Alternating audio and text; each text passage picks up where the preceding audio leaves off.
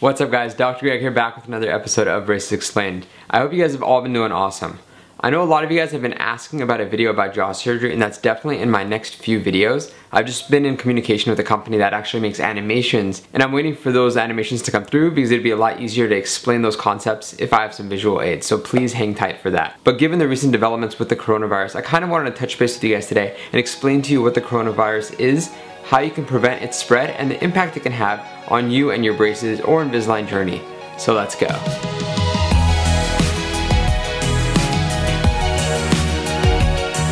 So we've been having a lot of good conversation on the Braces Club, and if you guys haven't had a chance to check it out yet, I'm going to put a link in this corner as well as in the description of today's video. It's a forum where we're having communications with one another about each other's journeys through the process, and I can chime in from time to time and answer some people's questions or concerns. So if you haven't had a chance to check that out yet, go ahead and check it out. So I think the best way of starting today's video is actually describing to you guys what a virus is. A virus is a very, very small particle which is not living. A lot of people think that viruses are like bacteria and they're living species, but they're not. The best way I can describe a virus to you is that a virus is basically a box with instructions inside. It needs someone to interpret those instructions. So when a virus infects a cell, it uses the cell's machinery and gives it instructions on how to make more of itself, more of the virus. It basically takes over the cell to become a manufacturing site for more of the virus. And once the virus produces enough copies of itself with that cell, the cell pops, and now you have thousands, millions of these viruses that can go and infect or go into other cells. But without the cells, a virus is completely dead. It has no ability to grow on its own. This is different from things like bacteria, which are living organisms that can reproduce on their own. But we have things that we can use to kill bacteria, and that's called antibacterials or antibiotics. But with viruses, there's nothing that we can do to kill them. The main thing we want to do is prevent its spread. And the way we can do this is by practicing good hygiene routines, which is something that I want to talk about in today's video. Now, the coronavirus is a type of virus, and the coronavirus that we have right now is a type of coronavirus. So bear with me as I go through a metaphor here. There's a bunch of different microbes in the world. So let's just say the world of microbes are like animals, right? There's different types of animals. You have fish, you have mammals, you have birds, okay? So there's a bunch of these subsets of microbes.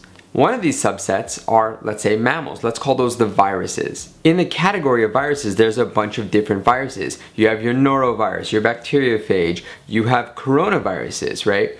Now, coronavirus isn't just one type of virus. There are a lot of subcategories of different types of coronavirus. The way coronavirus got its name is actually based off of his appearance. Remember how we were talking about earlier, they're delivered in a package? Well, coronavirus is a virus that is wrapped with a membrane that has fat around it and little proteins sticking out. And these little proteins that stick out kind of make it look like a crown. Crown, corona. So that's kind of how it got its name. Just like you can't say all dogs are the same, you can't say all coronaviruses are the same. You have German Shepherds, you have Poodles, you have Maltese. These are all different types of dogs, and there's a bunch of different types of coronavirus.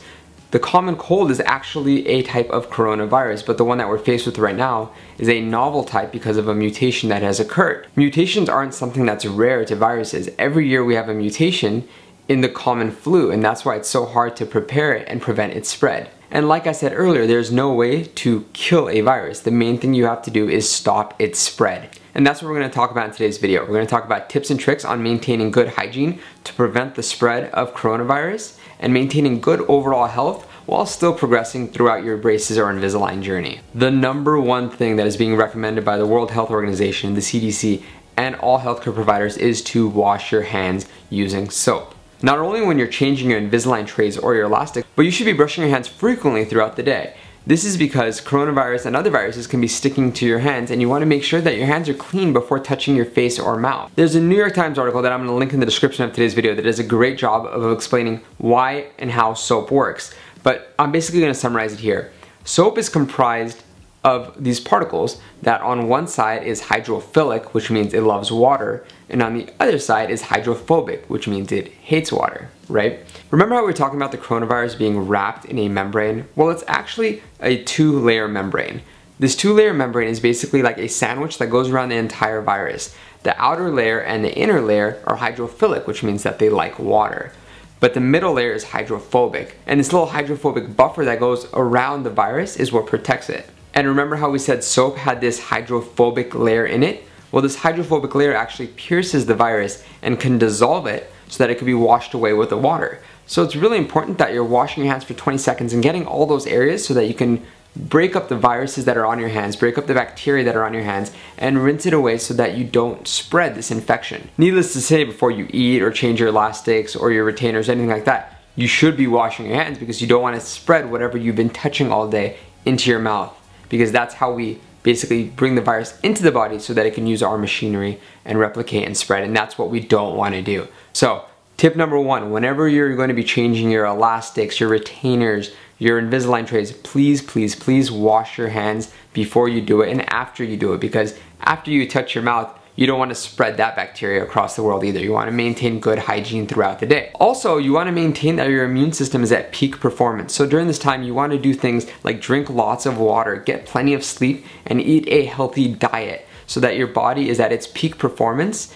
and it can ward off any infections that can occur. This brings me into tip number two, which is to use tools to prevent putting your hands in your mouth. Man, that was a tongue twister. By using little tools like aligner keys, which can be used to pop aligners out of your mouth, as well as elastic hooks to help put your elastics on, you can prevent putting your fingers into your mouth, which can prevent the spread of viruses and bacteria. These are really useful tools because one, it makes it a lot easier to put the aligners on or put the trays on, and it also makes it so that you don't put your fingers into your mouth. I'm gonna put an Amazon link to these products in the description of today's video, so check it out if this is something you might be interested in using. A lot of my patients that have started using it really love these products. Tip number three is when you take your aligners or retainers out of your mouth, please put them into your case. Don't put them onto countertops or places that are already dirty, because one, this is gonna spread whatever is in your mouth onto the surfaces that other people are gonna touch, and two, whatever these surfaces might have on them, you're gonna be putting into your mouth, and you're wearing these retainers and aligners all day long. So you wanna make sure that they're clean going in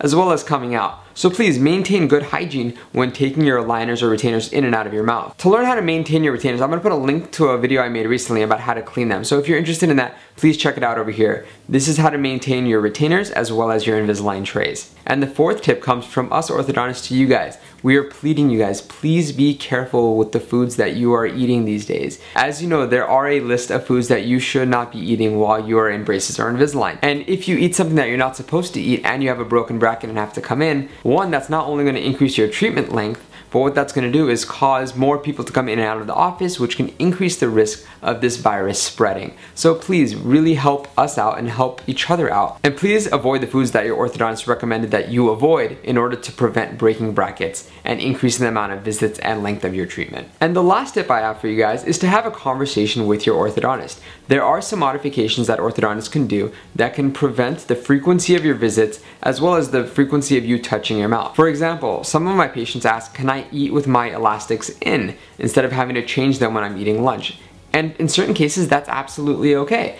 I'm okay with patients wearing the elastics throughout the day and eating with them in so that they don't have to touch their mouth to spread the bacteria and viruses that are going on in the world right now.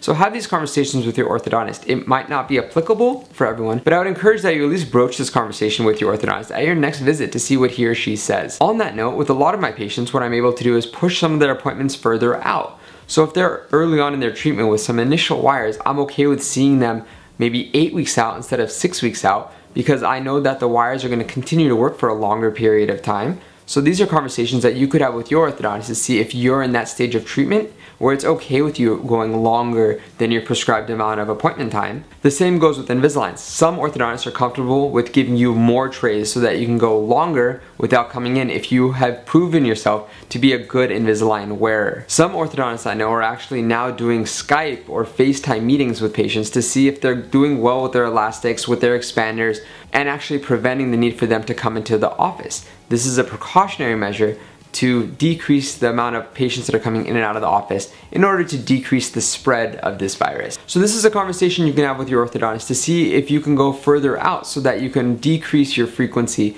in going into the orthodontist office. If you found today's video to be helpful, please let me know in the comments of today's video. If you enjoyed it, give it a thumbs up and make sure to hit the subscribe button so you can stay up to date with all of this content. So everyone, please stay healthy out there, stay clean, stay safe, and I will catch you guys on the next episode of Braces Explained.